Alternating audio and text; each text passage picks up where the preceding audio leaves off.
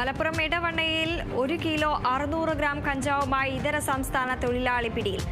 സ്വദേശിയായ ഉറ്റം റായാണ് ഇടവണ്ണ പോലീസിന്റെ പിടിയിലായത്. കണ്ണൂർ കൂത്തുപറമ്പ് നിയന്ത്രണം വിട്ട കാർ ലോറിയിലിടിച്ച് അപകടത്തിൽ കാർ യാത്രികൻ മരിച്ചു.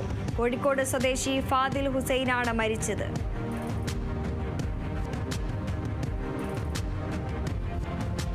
തൃശൂർ കാടുകുറ്റിയിൽ ഗാനമേളക്കിടെ പോലീസിനെ ആക്രമിച്ച കേസിൽ പ്രതി പിടിയിൽ. കാടുകുറ്റി സ്വദേശി ആൽബിനാണ് കൊരട്ടി പോലീസിന്റെ പിടിയിലായത്. കോടതിയിൽ ഹാജരാക്കിയ പ്രതിയെ റിമാൻഡ് ചെയ്തു.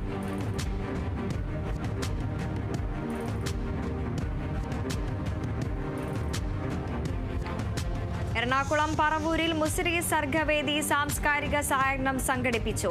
കഥാകൃത്ത് വിനോദ് കൈതാരം ഉദ്ഘാടനം ചെയ്തു.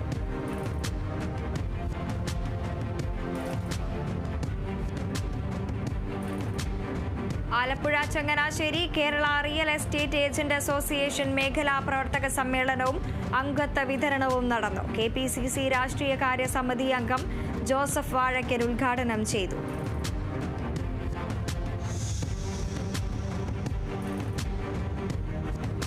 മലപ്പുറം എടപ്പാളിൽ ജലജീവൻ പദ്ധതിക്കായി പൊളിച്ച റോഡുകൾ പൂർവ്വസ്ഥിതിയിലാക്കാത്തതിൽ വട്ടംകുളം പഞ്ചായത്തിലെ മെമ്പർമാർ ധർണ സംഘടിപ്പിച്ചു. പഞ്ചായത്ത് പ്രസിഡന്റ് MA നജീബ് ഉദ്ഘാടനം ചെയ്തു.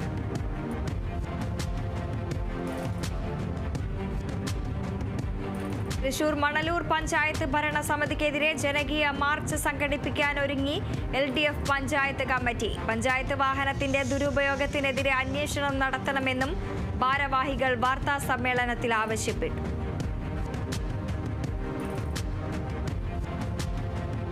മലപ്പുറം വളാഞ്ചേരി മുനിസിപ്പൽ അധികാരികളുടെ ബസ് സ്റ്റാൻഡ് വ്യാപാരത്തിനും അഴിമതിക്കുമെതിരെ LDF നഗരസഭ ഓഫീസിലേക്ക് പ്രതിഷേധ മാർച്ച് നടത്തി. CPIM Valanchery area secretary VK Rajeev ഉദ്ഘാടനം ചെയ്തു.